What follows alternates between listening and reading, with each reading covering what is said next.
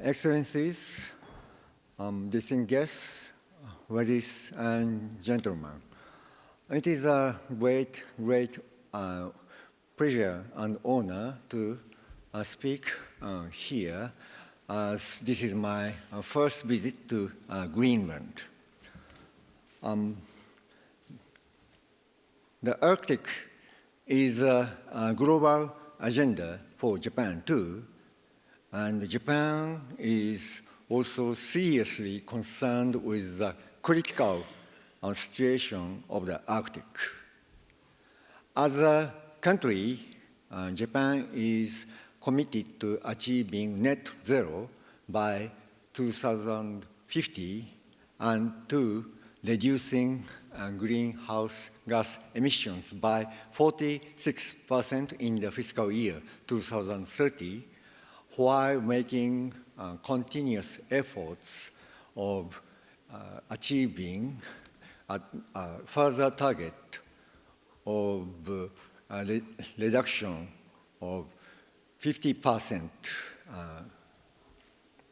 Prime Minister Kishida emphasizing socio-economic transformation of entire Japanese society. Our Prime Minister is restless.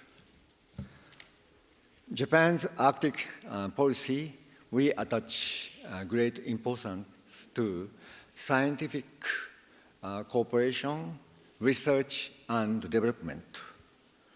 Right now, Japanese research team is now on the Greenland near Kanak for the meteorological and aerosol observation, like PM 2.5 measurement and ice core sampling. A Japanese research vessel called Mirai, which means future in English, is now on the 20th observation voyage in the Arctic Ocean from 12 August to 29th September. Our scientists and researchers are also restless, and they are very kind. For Asia, we advocate zero-emission Asia.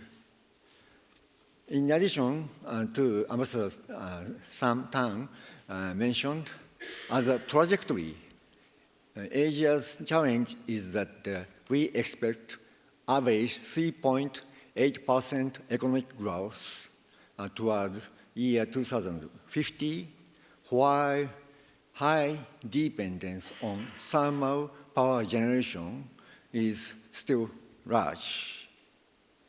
So we are advocating the Asia Zero Emission, namely the Asia Energy Transition Initiative and Asia Zero Emission Community, with technology, investment finance, standardization, and carbon credit market.